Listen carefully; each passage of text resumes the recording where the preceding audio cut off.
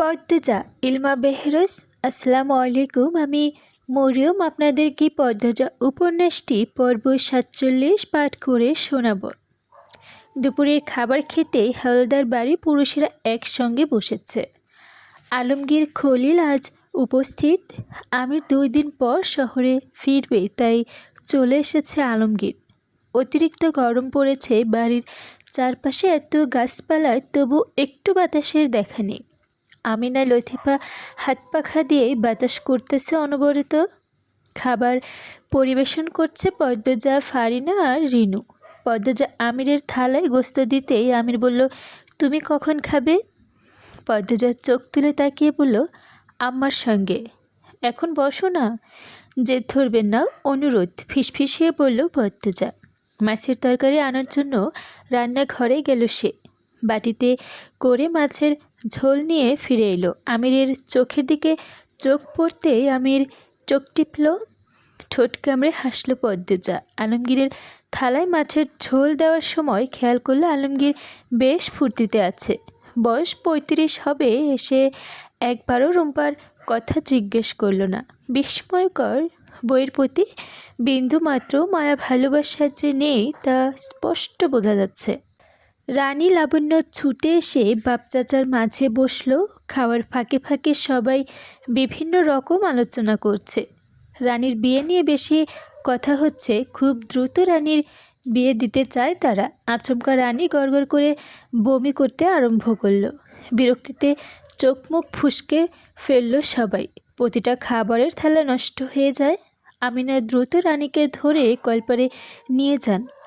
লাবণ্য, Padmaja, Nurjahan, farina ছুটে গেল পিছু পিছু। বাড়ির পুরুষেরা হাত ধুয়ে উঠে পড়ে। মুহূর্তে একটা হইচই লেগে যায়। রানী বমি করতে করতে ক্লান্ত হয়ে বসে পড়ল কলপারেই। আমিনা হায় হুতাশ করে বিলাপ করতেছে, আমার সেরিডার কি হইল? কয়দিন ধইরা খালি বমি করতেছে। জিনের আসর লাগলো নাকি? কয়বার কইছি যখন তখন ঘর থেকে বাইর না হইতে। লাবণ্য তথ্য দিল, আপা রাইতে ছটফট করে, ঘুমাতে পারে না। আমিনা কেঁদে কুল পাচ্ছে না। রানীর চোখ মুখ লাল হয়ে গেছে। তিনি রানীকে প্রশ্ন করলেন, আর কি কষ্ট হয় তোর? ও আম্মা, কবিরাজ ডাকেন, আমার সেরিডার কি হইল? রানী ক্ষীণস্বরে বলল, মাথাটা খালি চক্কর মারে। নূরজাহান চোখ দুইটা বড় বড় করে প্রশ্ন করল, এই সেরি, তোর শরীর খারাপ শেষ হয়েছে কবে? 2 মাস হবে। কথাটা বলে রানী চমকে উঠল। সবাই কি ধারণা করছে? সে চোখ তুলে ওপরে তাকালো। সবাই উসখুস হয়ে দাঁড়িয়ে আছে। কেমন করে তাকিয়ে আছে। রানীর শরীর কাঁপতে থাকে। আমিনা মেয়েকে 2 হাতে ছড়িয়ে ধরে বললেন, এমন কিছু হয় নাই আম্মা, আপনি ভুল বুঝতেছেন, আমার সেরি এমন না। হেডা কবিরাজ আইলেই কওয়া যাইব। এই সেরির জন্য যদি এই বাড়ির কোনো অসম্মান হয়, কাইটটা গাঙে ভাসায় দিয়াম, মনে রাখো বউ। নূরজাহানের রাগী স্বর রানীর গলা শুকিয়ে কাঠ। হৃৎপিণ্ড দ্রুত গতিতে চলছে। শরীরের ভারসাম্য হারিয়ে ফেলছে। একসময় মাথা ঘুরিয়ে পড়ে গেল আমিনার কাঁধে। আমিনা চিৎকার করে উঠলেন, ও রানী! রানীর অবস্থা বেগতিক। খলিল হাওলদার দরজা বন্ধ করে এলোপাথারি মেরেছেন। কারো কথা শোনেননি। হৃদয়ন বাড়ির কাছে মানুষদের হুমকি দিয়েছেন, রানী গর্ভবতী এই খবর বাইরে বের হলে সব কটারে খুন করবে। মগা, মদন, লতিফা ও রিনু ভয়ে অধমরা। তারা নিঃশ্বাস নিতেও ভয় পাচ্ছে। কেউ যদি বাইরে এই খবর বের করে, নিশ্চয় সবার তাদেরকে ভুল বুঝবে। রানী মারের চোটে অজ্ঞান হয়ে গেছে। সারা গায়ে মারের দাগ, ঠোঁট থেকে রক্ত ঝরছে। আমিনা রানীকে জড়িয়ে ধরে চিৎকার করে কাঁদছেন। খলিল হাওলদারকে বারবার পাষাণ বাপ বলে আখ্যায়িত করছেন। পদ্মজা পরিষ্কার কাপড় পানি এনে ফারিনার হাতে দিল। ফারিনা রানীর মুখে পানি ছিটিয়ে দেন। রানী কিছুতেই চোখ খুলছে না। লাবণ্য ফুপিয়ে ফুপিয়ে কাঁদছে। রানীর সঙ্গে তার সব সময় ঝগড়া হয় ঠিকই, তবে ভালো তো বাসে। দরজার বাইরে থেকে রানী চিৎকার শুনেছে। রানী চিৎকার করে ডাকছিল, আম্মা, দা ভাই, লাবণ্য, কই তোমরা? আব্বা মায়ের ফেলতাছে, বাঁচাও তোমরা আমারে। লাবণ্য, কই তুই? আম্মা। দরজার সবাই মিলে অনেক ধাক্কা দিয়েছেন, ডেকেছেন, খলিল হাওরদার সাড়া দেননি। এক নিঃশ্বাসে মেয়েকে এলোপাথারি মেরে গেছেন। রানীকে মাটিতে ফেলে জোরে জোরে লাথি মেরেছেন। রাগের বশে রানী তলপেটে বেশি আঘাত করেছেন। রানী আকাশ কাঁপিয়ে কেঁদেছেন। কেউ পারেনি ঘরের ভেতরে প্রবেশ করতে। পদ্মজা আমিরের পাঞ্জাবির দুই হাতে খামচে ধরে কান্নামাখা কণ্ঠে বারবার অনুরোধ করছে, আল্লাহর দোহাই লাগে আপনি এসব থামান, একটু চেষ্টা করুন। আমির অনেক চেষ্টা করেছে দরজা ভাঙার ঘরে প্রবেশ করার জন্য, কিন্তু পারেনি। যখন কড়া টানার জন্য প্রস্তুত হয় তখন খলিল হাওলদার ক্লান্ত হয়ে বেরিয়ে আসেন। রানীর গলার স্বর থেমে যায়, শোনা যাচ্ছে না। সবাই ভেতরে প্রবেশ করে দেখে রানী উপর হয়ে পড়ে আছে, শরীর রক্তাক্ত। আমিনা রানী বলে চিৎকার করে ওঠেন, মগাকে পুনরায় কবিরাজ নিয়ে আসতে পাঠানো হয়েছে। এত কিছু হয়ে যাচ্ছে, নূরজাহান একবারও নিচে নেমে আসেননি। রানী গর্ভবতী শুনে সেই যে ওপরে গিয়েছেন তো গিয়েছেনই, আর আসার নাম নেই। এত চেঁচামেচি শুনেও কি আসতে ইচ্ছে হয়নি? এত কঠিন মন? কবিরাজ আসার অনেকক্ষণ পর রানীর চোখ খুলল। ফারিনা আমিনাকে বলল, সিরির বিয়া দিতে কইছিলাম, দিলি না। সিরির কথা শুনলি তোরা? এখন তো মজা বুঝতেই হইব। 20 বছরের যুবতী ছেড়ে বাপের ঘরে থাহে না লাঙ্গের ঘরে। আমিনা কিছু বুঝতে পারল না, আঁচল মুখ লুকিয়ে শুধু কাঁদছে। মজিদ ঘরে প্রবেশ করে ফারিনাকে বললেন, তোমাদের মেয়েকে জিজ্ঞেস করো এই আকাম কে করছে, ভেজন্মাটা কে। পদ্মজা ধীর পায়ে পালঙ্কের পাশে এসে দাঁড়িয়েছে, তার মাথাটা ঘুমটা টানা। ফারিনা রানীকে জিজ্ঞেস করলেন, বাচ্চার বাপ কেডায়? রানী কিছু বলছে না, ঠোঁট কামড়ে কাঁদছে, চোখ বেয়ে জলের ধারা নামছে। ফারিনা তেজ নিয়ে বললেন, কিরে সেরি, এখন কথায় আয় না কেন? বাচ্চার বাপের নাম কি কইবি তো? বিয়া তো দেওয়ান লাগবো। তবু রানী চুপ, তার কান্নার বেগ বেড়ে গেছে। মজিদ হাওলদার লাবণ্যকে ডাক দিলেন, লাবণ্য।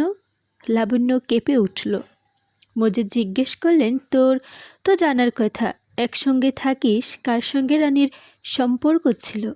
লাবণ্য মাথা নত করে দাঁড়িয়ে থাকে, আর চোখে রানীকে দেখে। রানী অন্যদিকে তাকিয়ে আছে।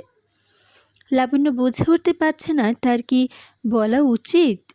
মজিদ ধমকে উঠলেন, লাবণ্য সত্য বল, কিছু লুকানোর চেষ্টা করবি না, তাহলে তোরও এই দশা হবে। লাবণ্য ভয়ের চোটে গড় গড় করে বলতে থাকলো, আপার সঙ্গে আব্দুল ভাইয়ের প্রেম আছে। দুজনে প্রায়ই দেখা করে বাড়ির পেছনে খালের পাড়ে। অনেক বছর হয়েছে প্রেমে। রানীর কান্নার শব্দ বেড়ে যায়। ফারিনা ঝাঁঝালো কণ্ঠে রানীকে বলল, এই সেরি চুপ কর, এখন মেলাইতে সুস্কারে কুকাম করার সময় মনে আসছিল না? আমার আরে কইতে পারলি না তোর আব্দুল রে পছন্দ? আর আব্দুল কেমন ধাঁচের বেটা মানুষ হইল, প্রস্তাব না লইয়া আইতে পারে নাই? তোরে ডাইক্কা লইয়া কুকাম কইরা বেড়াইছে, নিজের বাড়ি বানায় প্রস্তাব লইয়া আইবি কইছিল। রানী কাঁদতে কাঁদতে বলল, ফারিনা পাল্টা বললেন, কয়দিন তোর সয় নাই? শরীর গরম হইয়া গেছিল বেশি? খারাপ সেরি কোনহানের? আমির ঘরে ঢুকতেই মজিদ গম্ভীর হয়ে বললেন, আব্দুল রে ধরে নিয়ে আয়। আমির অবাক হয়ে বলল, আব্দুল কইছে এই কাজ?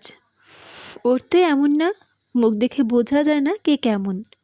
আমির উত্তরে কিছু বলল না। রানী আহত দুর্বল নিয়ে দ্রুত বিছানা থেকে নামে। আমির ঘর থেকে বেরোনোর পা বাড়িয়েছে মাত্র রানী আমিরের পায়ে ধরে বসে আকুতি করে বলল, দা ভাই, ওনারে কিছু করো না, ওনারে মাইরো না, আমি তোমার পায়ে পড়ি। ও কাকা, আমারে মারো, ওনারে মাইরো না। কী পাগলামি করছিস, পা ছাড়, বলল আমির। দা ভাই, দোহাই লাগে। আমির রানীর 2 হাতে তুলে দাঁড় করালো, কোমল কণ্ঠে বলল, কিচ্ছু করব না, শুধু নিয়ে আসবো, বিয়ে পড়িয়ে দিব। সত্যি দা ভাই? সত্যি। হাতের উল্টো পাশ দিয়ে চোখের জল মুছল রানী। আমির বেরিয়ে গেল। মজিদ চোখ মুখ কঠিন অবস্থায় রেখে ঘর ছাড়েন। রানীর মাথা ঘুরিয়ে পড়ে যেতে নিলেই পদ্মজা ধরে ফেলে, আমিনা ফারিনা এগিয়ে আসেন, সবাই মিলে রানীকে ধরে বিছানায় শুইয়ে দিল। বিয়ে হবে শুনে ভেতরে ভেতরে রানী খুব আনন্দ হচ্ছে। কিছুক্ষণ আগে সব মাত্র ব্যথা তুচ্ছ মনে হচ্ছে। রানী আব্দুলকে এত ভালোবাসে যে আব্দুল এক কথায় সে বিয়ের আগে ঘনিষ্ঠ হতে রাজি হয়ে গিয়েছিল। যখন যেখানে যেতে বলেছে তখন সেখানেই গিয়েছে। দ্বিতীয়বারও ভাবেনি। অন্ধভাবে ভালোবেসেছে। যত দিনের স্বপ্ন, কত আশা পূরণ হবে অবশেষে। রানী নিজের অজান্তে হাসে, তৃপ্তির হাসি, কিছু পাওয়ার হাসি। উপস্থিত আর কেউ খেয়াল না করলেও সেই হাসি পদ্মজয় খেয়াল করল। এই হাসি বেশিক্ষণ থাকলো না। বিকেলবেলা আমির দুঃসংবাদ নিয়ে ফিরল। আব্দুল খুন হয়েছে গত রাতে। মাদানী নদীর লাশ পাওয়া গেছে। কাঁপানো চিৎকার দিয়ে লুটিতে পড়ল মাটিতেই। নিভে গেল জীবনের সুখের আলো, নিভে গেল স্বপ্ন পূরণের ইচ্ছের প্রদীপ। পদ্মজা এই খবর শুনে স্তব্ধ হয়ে দাঁড়িয়ে থাকে। প্রতিটি মৃতদেহ নদীতেই কেন পাওয়া যায়? এতে কি প্রমাণ পানির সঙ্গে ধুয়ে যায়? আগের খুনগুলো কি এই আব্দুলের খুন? পদ্মজা চেয়ার টেনে বসলো। মাথা ব্যথা করছে খুব, রগ ধপধপ করে কাঁপছে। চোখ বন্ধ করে ভাবল, এই অলন্দপুরে পাপের সাম্রাজ্য কারা তৈরি করছে। ভাবতে গেলে শরীর কেমন করে। শূন্য হাত নিয়ে ভাবা থেকে বের হয়ে যায়। কুল কিনারা পাওয়া যায় না। সূর্যমামা ঘুম ভাঙতেই তখনও বাকি, তবে পাখির ডাকাডাকি করে সবার ঘুম ভাঙানোর কাজ শুরু করে দিয়েছে। পদ্মজার স্বামীর মুখে ওম থেকে অজু করে এলো। এসে দেখে তার সোহাগী স্বামী এখনো গভীর ঘুমে আছে। তাকে ডেকে তুলে দুজন একসঙ্গে ফজরের নামাজ আদায় করে নিল। নামাজ শেষ করেই ঘুমিয়ে পড়ল আমির। পদ্মজা রান্নাঘরে চলে গেল। ফারিনা বেগম এখনও আসেননি। আজ মেট্রিক পরীক্ষার ফলাফল প্রকাশ পাবে। উত্তেজনায় পদ্মজার ভেতর কাঁপছে। সে পায়চারি করতে করতে লাবণ্যর ঘরের সামনে গিয়ে দাঁড়ালো। দরজা খোলা। পদ্মজা বাইরে থেকে উকি দেয়। রানী মেঝেতে বসে উদাস হয়ে কিছু ভাবছে। সেদিন পর থেকে রাতে ঘুম হয় না। নিজের মতো জগৎ করে নিয়েছে। খাবার রেখে যাওয়া হয়, যখন ইচ্ছে হয় খায়। পদ্মজা দীর্ঘশ্বাস ছেড়ে জায়গা ত্যাগ করল। রানী নিজের ঘরে লাবণ্য ছাড়া অন্য কাউকে দেখলে খুব রেগে যায়। তাই এই ভোরবেলায় তার সামনে না যাওয়াই মঙ্গল। পদ্মজা সদর ঘরে পায়চারি করছে। ফারিনা বেগম তসবি পড়তে পড়তে সদর ঘরে প্রবেশ করলেন। পদ্মজাকে দেখে প্রশ্ন করলেন, উঠটা পড়ছ? চুলায় আগুন ধরাইছ? পদ্মজা অপরাধীর মতো মাথা নত করলেন, না উচ্চারণ করল। ফারিনা এ নিয়ে কথা বাড়ালেন না। মৃদু কণ্ঠে আদেশ করলেন, লাবণ্যেরে গিয়া ডাইক্কা তুল। সেরিডা আজ মানুষ হইল না। ভোরের আলো ফুটটা গেছে। হে এখনো ঘুমায়? পদ্মজা বাধ্য বইয়ের মতো বলল, আচ্ছা আম্মা। পদ্মজা আবার লাবণ্যর ঘরের সামনে গেল। এবার আর বাইরে থেকে উকি দিয়ে চলে যায়নি, ভেতরে ঢুকলো। পদ্মজা আওয়াজ করে দরজা খুলে। তাও রাত্রে রানীর ভাবান্তর হলো না। সে যেভাবে মেঝেতে বসে জানালার বাইরে তাকিয়েছিল সেভাবেই রয়ে গেল। রানীর দিকে দৃষ্টি খেয়াল করে পালঙ্কের পাশে গিয়ে দাঁড়ালো পদ্মজা। লাবণ্যকে ডাকলো, এই লাবণ্য, লাবণ্য। লাবণ্য আড়মোড় ভেঙে পিটপিট করে তাকিয়ে বলল, আজ ফলাফল আর তুই ঘুমাচ্ছিস? পদ্মজার কথা বুঝতে লাবণ্যর অনেক সময় লাগলো। যখন বুঝতে পারল তখন এক লাফিয়ে উঠে বসল। বুকে হাত রেখে হাঁসফাঁস করতে বলল, কি কি বললে এটা? দেখ কলেজাটা কেমন লাফাইতাছে। কি ভয়ানক কথা মনে করাইয়া দিলে। উফ। পদ্মজা হাসলো, বলল, কলেজা লাফায় না, বুক ধুকপুক করে। ওহ, ওইটাই ওইটাই। আমি ফেল করব, রানী আপার মতো মায়ের খাবো দেখিস। আমার শ্বাস নিতে কষ্ট হইতাছে। লাবণ্য ভয়ে ঘন ঘন নিঃশ্বাস নিচ্ছে। রাতে দুশ্চিন্তা করতে করতে ঘুমিয়েছে। ঘুম ভেঙে গেছেও সেই আতঙ্কে। এই চিন্তায় থেকে ঘুমাতে ঘুমাতে মাঝরাত হয়ে গেছে। লাবণ্যর ছটফটানি দেখে ভয় পেয়ে গেল পদ্মজাও। সান্ত্বনা দিতে গিয়ে বলল, এমন কিচ্ছু হবে না, দেখিস। অকারণে চিন্তা করছিস। সূর্য উঠে যাবে, নামাজ পড় জলদি, আল্লাহর কাছে দোয়া কর। লাবণ্য হুড়মুড়িয়ে বিছানা থেকে নেমে কলপারে ছুটে গেল। এইবার হেসে ফেলল পদ্মজা। রানীর দিকে চোখ পড়তেই মিলিয়ে গেল হাসি। রানী কাঁদছে। পদ্মজা 2 পা রানীর দিকে এগিয়ে আবার পিছিয়ে এলো। শেষমেশ সাহস যুগে এগিয়ে এসে মৃদু কণ্ঠে ডাকল, আপা। চোখ ভর্তি অশ্রু নিয়ে তাকালো রানী। পৃথিবীর সব কষ্টটা বুঝে এক জোট করে রানীর চোখে ভিড় জমিয়েছে। রানী পদ্মজাকে অবাক করে দিয়ে অশ্রু ঝরা কণ্ঠে বলল, প্রিয় মানুষ হারানোর কষ্ট এতটা যন্ত্রণা কেন দেয়? পদ্মজা, তুমি তো অনেক জ্ঞানী, সবাই তোমারে বুদ্ধিমতী কয়। তুমি একটা বুদ্ধি দাও না, এই কষ্ট পাহাড় কমানোর বুদ্ধি। আমারে দেখাইয়া দিবা শান্তির পথ। মানুষের কতটা কষ্ট হলে এভাবে শান্তি খুঁজে। পদ্মজার চোখ টলমল করে উঠল। সে ঠোক গিলে বলল, পুরনো স্মৃতি মুছে সামনের কথা ভাবো। নামাজ পড়ো, হাদিস পড়ো, কোরআন পড়ো। একদিন ঠিকই শান্তি খুঁজে পাবে। আমার মতো পাপীরে আল্লাহ কবুল করব? আল্লাহ তাআলা কোনো তোমার মতো আল্লাহ তাআলার মতো দয়াবান উদার আর কেউ নেই। পাপ মোছার জন্য অনুতপ্ত হয়ে সেজদায় গিয়েই দেখো না আপা, ক্ষমা চেয়ে দেখো, আল্লাহ ঠিক তোমার জীবনের শান্তি ফিরিয়ে আনবে। সেদিন বুঝবা আল্লাহ তোমার সেজদা কবুল করেছেন। রানী জানালার বাইরে তাকালো। আম গাছের ডালে চোখ রেখে বলল, কেন এমনটা হইল আমার লগে?